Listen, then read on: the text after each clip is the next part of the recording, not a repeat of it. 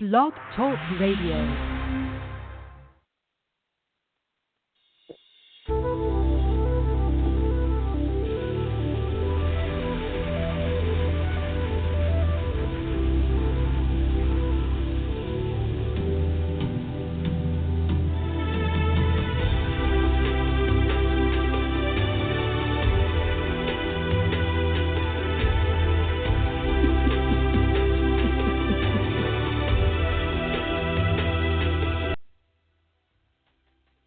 Hello, everyone, and welcome to the Aha Moments radio show for the inspiration, education, and celebration of enlightened living worldwide.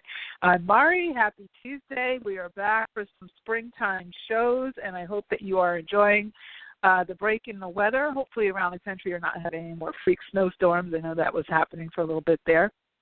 And today, we are going to talk all about how to solve any challenge with your energetic frequency first. And I always do these shows around things that are going on in my own life. And, you know, people think that as you get more and more spiritually adept, I guess, or more energetically advanced, that, excuse me, that you don't have problems. That's not true. And in fact, as you get more sensitive, you feel a lot of these problems. You feel less is more. You know, you feel the intensity of things a little differently. So you have to learn new ways to solve those challenges. The good news is, even though you'll never 100% eliminate challenges, because within every challenge is certainly a gift of wisdom. And if you're asking for an accelerated pace, like I know several of the people in my advanced programs, my coaching programs and whatnot, they're always saying, I want to do more, I want to know more, I want to know everything, I want to know everything. And then, you know, all holy hell breaks loose, and they're like, what happened? I don't understand. And it's because when you want to know everything and you want to do everything fast and be super advanced and instantly manifest and all that, it brings up a whole lot of stuff that has to kind of be brought up so you can get out of the way. And it also sometimes takes you right up the side of the mountain instead of gently around, spiraling up. You go right up the side of it and the steepest point because you want to get there fast. So with all that being said, it's very important for you to have a strategy on problem solving. I call it creative problem solving with your energetic frequency first. And when you do kind of know how to navigate things from your frequency first, you will find that the matter of the problem really dissolves quite nicely. It may be a little bit of bumps and bruises, but nowhere near as many bumps and bruises and perpetual stuckness and all the other things that we go through when you don't engage your frequency first. What most people do is they sit and they analyze, right? You start to look at the problem, you get all emotional, you start to spin out, you start to be very reactive. A lot of people go into victim mode. Why is this happening to me? Why can't I get through this? This is my one block. I can't get over the top of it. You know, they blame other people. They go to therapy. They go back to their childhood. They blame it on their mother, their father, their sisters, brothers, the government, the economy, you know, the plight of their culture or whatever, and they get themselves sort of in a loop, right, in a negative spiral. So when you kind of live your life from your circumstances first, it's kind of like looking in the mirror and trying to change what you see on the glass by moving the glass around, by, you know, rubbing the glass and trying to make a change. Trying to fix your circumstances by going after the circumstances without going after what's looking in the mirror. What is that mirror reflecting? What are your circumstances reflecting within yourself? Without doing that work, you can spend a whole lot of time trying to manage circumstances to no avail. So today I want to give you some high-level tips on how to tackle this. And, you know, it can get very, very detailed. I know that in my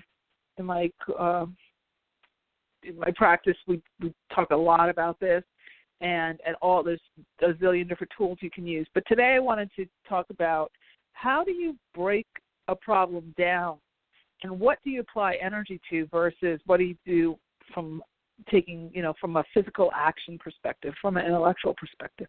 And there is a balance. Okay, so it's not a matter of you're just going to sit and ohm yourself to death and the problem's all going to go away. But you'll learn how to, first of all, register how deep is this problem. Is this problem really something that's more in my head than in my reality? Is it something that I should really be reacting in a big way to? Is this a real danger situation, or is this not so much? How do you tell? How do you tell energetically if this is going to be a big thing or a little thing? A lot of people kind of then go to psychics. I know they do. Bob Olson, I don't know what the website is for that, but Bob Olson has a psychic call line, and I do some calls on there. I take some readings periodically through the month.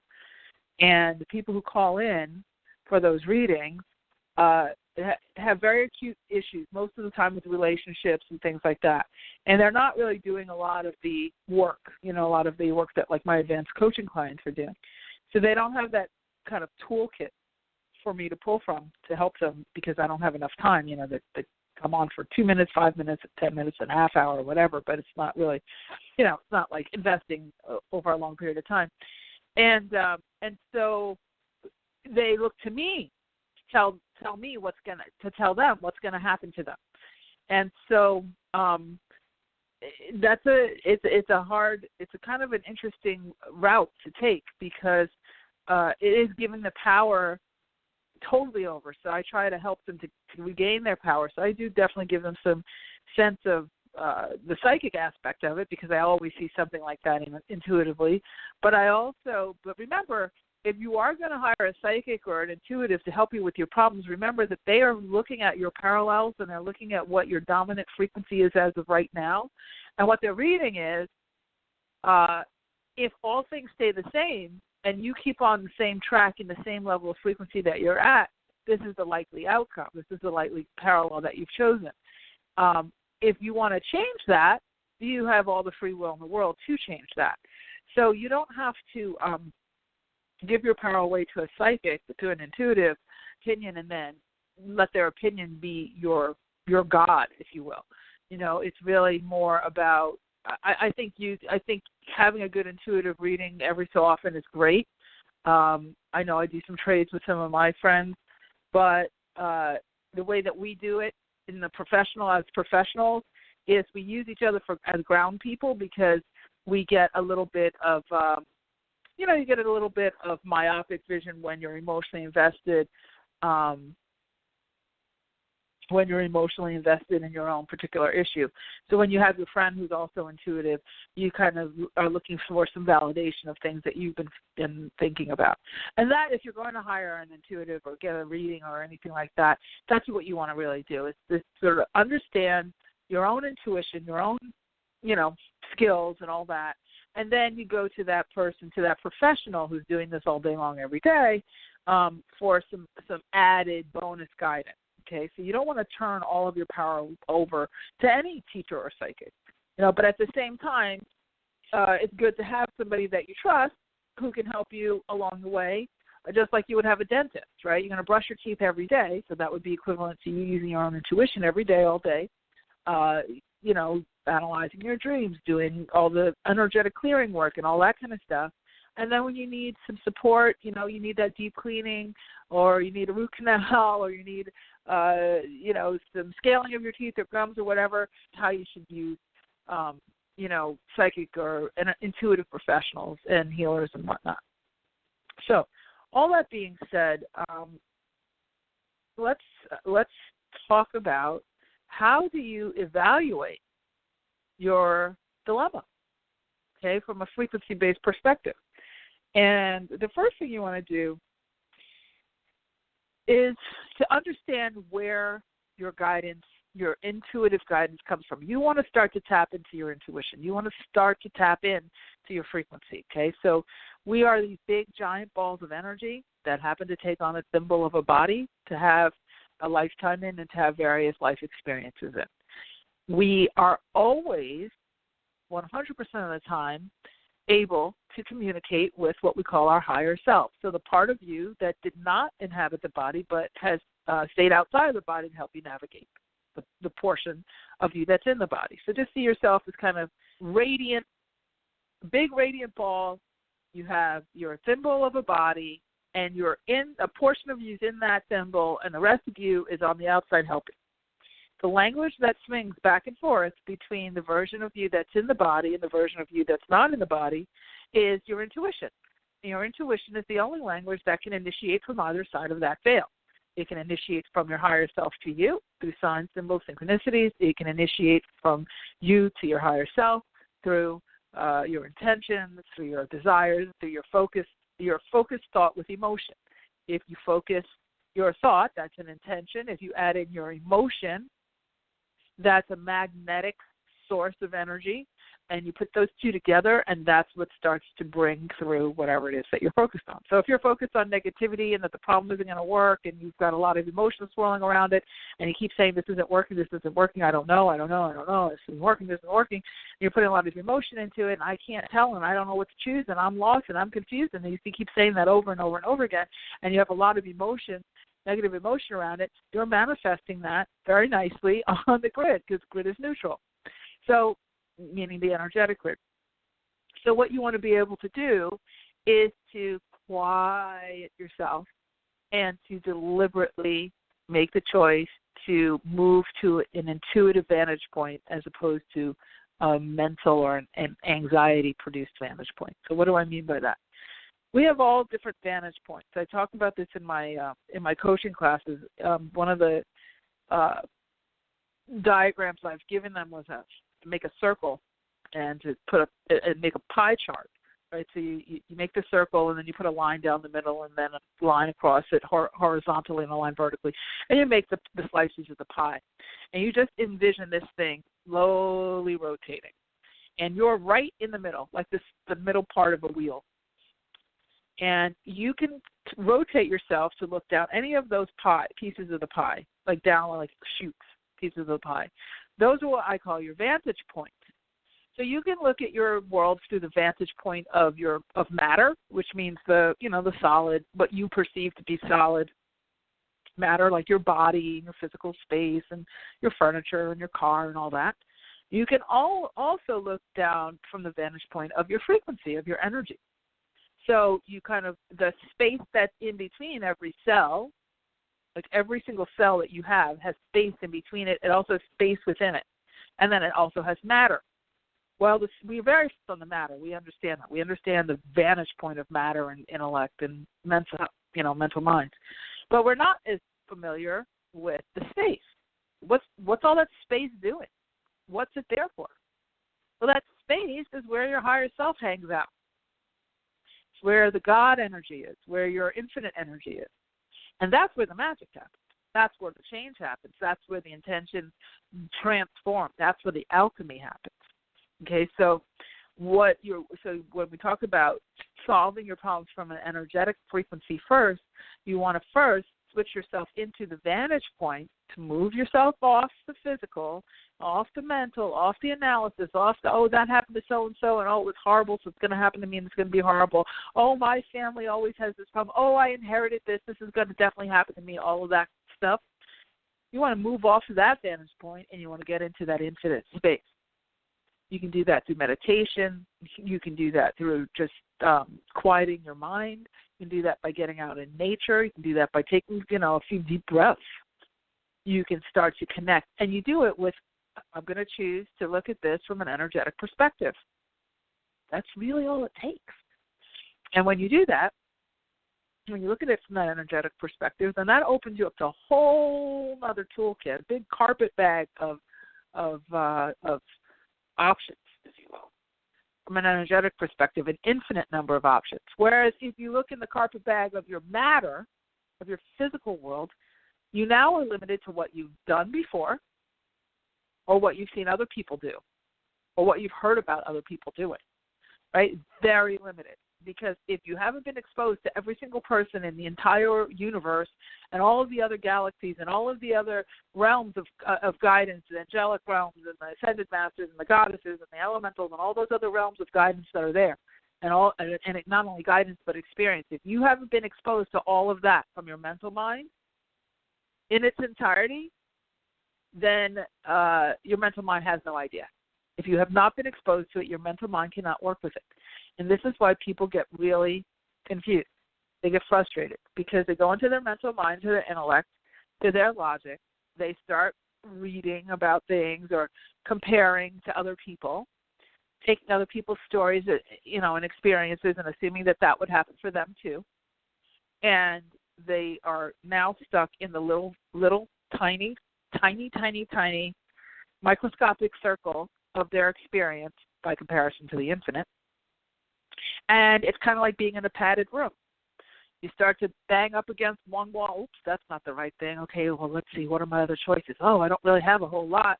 Oh, why don't you have a whole lot of choices? Oh, that's because you're in your mental mind, and your mental mind's only been exposed to one or two things. Or your mental mind's never seen this problem before, ever. So now you have no idea. And then you go into a tailspin. And then people want the Xanax and the red wine and the rosé and and they want to shop or escape, right? You go for the escape. Guys go to the porn or whatever, and you start to do the escape. However, if you know how to consult with your frequency, then you could say, okay, in my physical world, I've got this issue. I don't really know how to solve this. I haven't been exposed to this before. Okay. I'm not sure where to turn. I've done a little bit of research. I've seen what some other people have done. But I wonder what's possible for me. Does my situation have to be like those other people? No.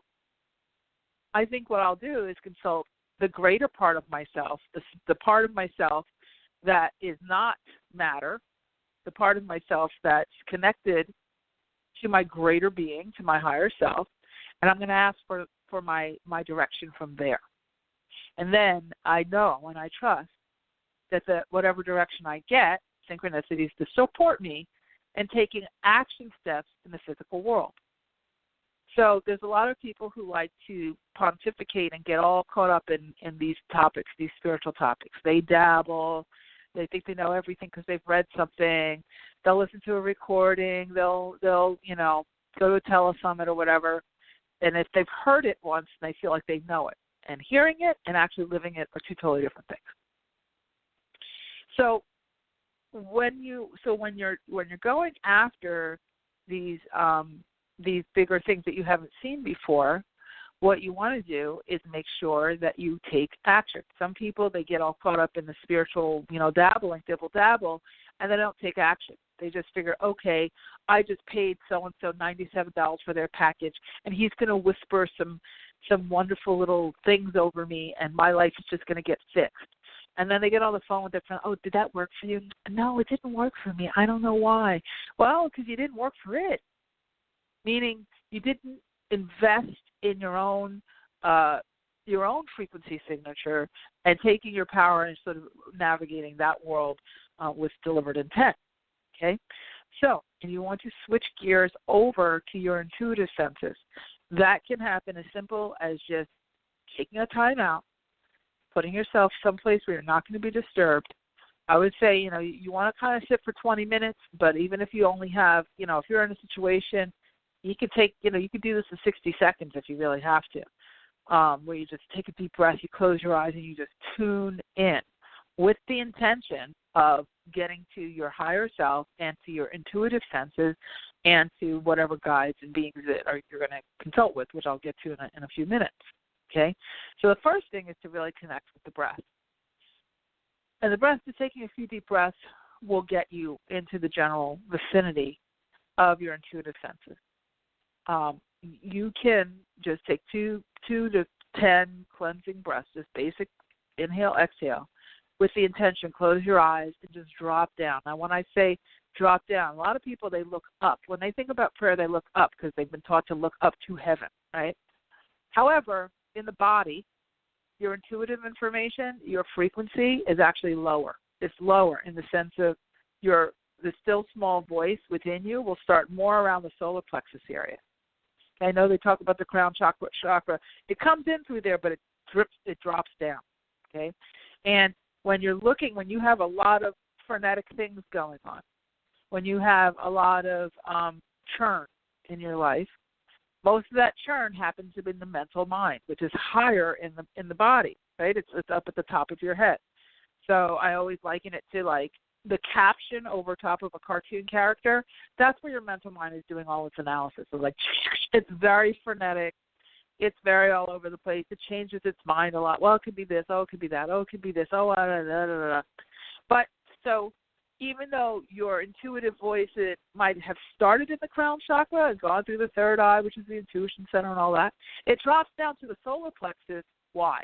To get out of the way of all the drama up there with your mental mind. Right? Because you go into your head. They say, oh, she's so in her head. What does that mean? Like, have you ever heard that? Somebody say that? A lot of spiritual teachers like to say, oh, she's so in her head, you know. And and so and that what that means is that you're not dropping down into your center, finding your center and getting connected to that space where your intuitive information where your intuitive information is wait, hang on, you guys. Hang on one second. Just hang on.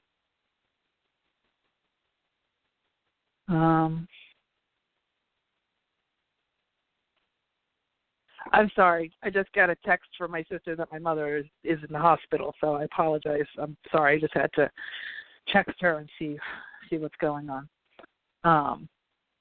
Okay. So when you're thinking about a problem and you're trying to figure out which aspect to consult, you want to drop down. Your intuitive information is going to be right down in the center of your solar plexus, and your hyper kind of mental mind is going to be more at the top of your head. Okay? So that's why you want to take those deep cleansing breaths, and you want to get down into the depth, okay, into the deep part of your solar plexus. Okay, so as you're looking at this, though, and you can do this in a number of different ways.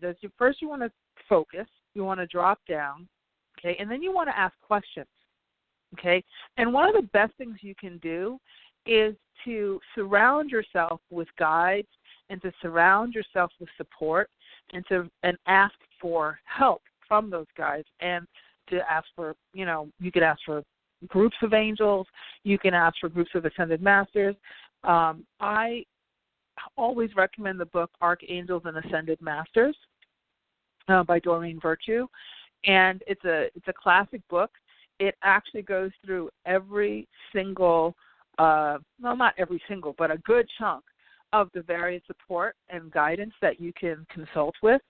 And it is something that you can refer to. So the more exposure, remember we were talking about the mental mind, the more exposure that you have to people, to guides and to information, the more your mental mind has to work with, right? So you have, for instance, you could say, okay, I want a quorum of clarity angels. Clarity angels brings you a group of angels to support you with getting clarity on a particular situation. And you can just close your eyes, take a nice deep breath, and say, please surround me with clarity, with a group of angels for clarity. Or you can ask for protection. And this is not an either or. You can ask for a combination of protection angels, of clarity angels. Archangel Jeremiel is one who is is major for helping with settling your emotions and with bringing your emotions into a how do you say, into a safe space.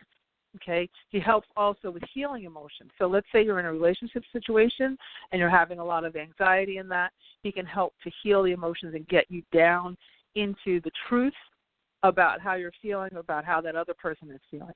For removing obstacles, Ganesha is a major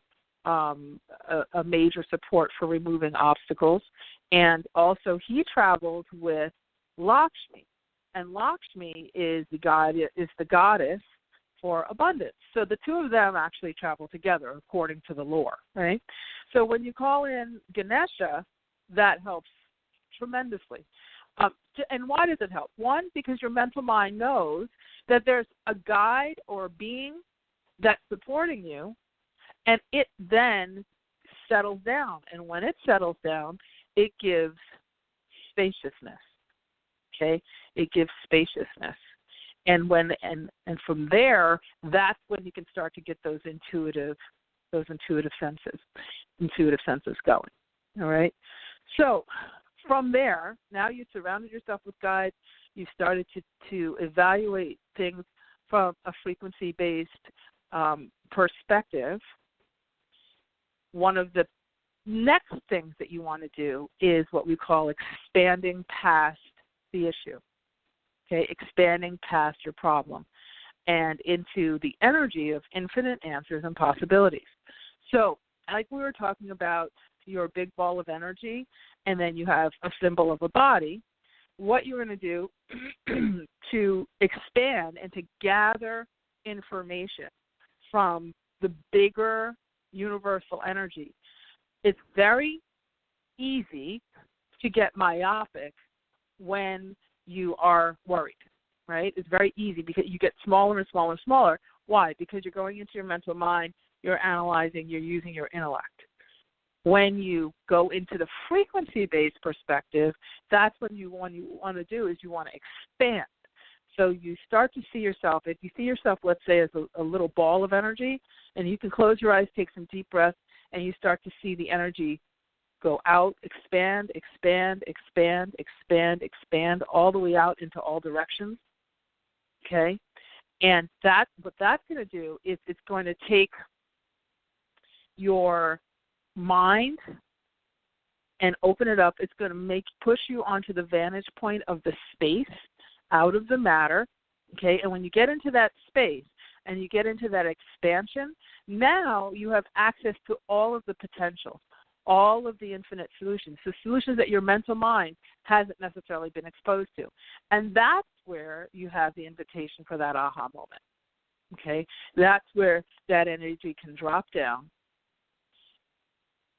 penetrate right through, and get to you. So you have that kind of waking state consciousness, but also that, oh, wow, I haven't heard that one before kind of feeling, right? So that's where that aha moment comes in. Now, let me give you a couple of other guides that you can consider. For emergency money, because I know everybody has money issues, you have ERA, CURA, Aracura. And when you use these guides, you just say their names a couple of times over. You could say Aracura, Aracura, Aracura. I have a money situation. Please help me. And then I would highly suggest that you take a notebook. You can write a letter to your angels. You can write a letter to other people's angels. You can, and this helps a lot because then your mental mind has something that it can do. And then from there, your mental mind will settle, and then you have that frequency, that shoot of frequency where you can gather more information from the infinite space. Okay. I am going to have to end the show. I really think that I'm just intuitively, I know I can't go another half hour. I need to get a hold of the hospital and see what's going on with my mom.